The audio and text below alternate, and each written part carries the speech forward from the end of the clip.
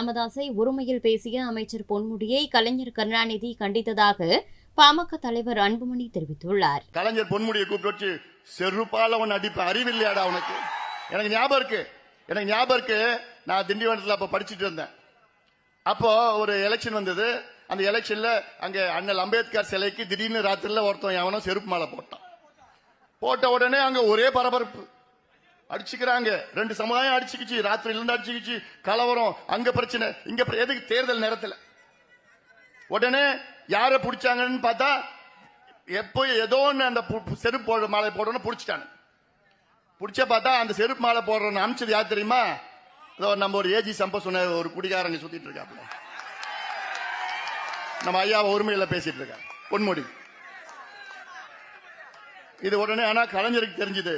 கலைஞர் பொன்முடியை கூப்பிட்டு செருப்பால உன் அடிப்ப அறிவில்லையாடா உனக்கு? கலைஞர் கேட்டார். ஆனா நான் இது வேற மேடம், ஏன்பா இது எலெக்ஷன் மேடம், இது நான் மாட்டேன் என்னென்னமோ பேசிட்டு நான் இப்பெல்லாம் பேச மாட்டேன். நான் ஏன் எல்லாம் என் மண்ணு, இது என் மண்ணுல வந்து பேசினா எனக்கு வேற மாதிரி பேச தோணுது. எனக்கு நான் ஒரு 2 மணி நேரம் பேசுவேன். இது நடந்தது உள்ள எல்லா சமாச்சாரம் வெளியில கொண்டு வந்து வச்சுக்கோ நாரி போயிடும். மயிறு இழையில ஜெயிலுக்குள்ள போகாம தப்பிச்சிட்டார். ஜெயராஜ் என்ன பாக்குற அப்படி இப்பெல்லாம் பேச மாட்டேன். பெயில தான் இருக்காரு. இன்னும் என்னைக்காவது பெயில் கேன்சல் ஆச்சுன்னா உள்ள போயிடுவார். ஐயா பத்தி ஒருமையில பேசுற அவனுக்கு என்ன ஆச்சு? அவனுக்கு ஏன் அமைச்சர் தானே? நீல 10 நாளுக்கு முன்பு சேலத்துல இந்தியா பிரதமர் நரேந்திர மோடி அவர்கள் நேரா வந்து மேடையில வந்து எங்க ஐயா கையை பிடிச்சி, எங்க ஐயாவை கட்டி பிடிச்சி, எங்க ஐயா ஷால் போட்டு இருக்காரு. பாரத பிரதமர் நரேந்திர மோடி மேடையில பேசுறாரு.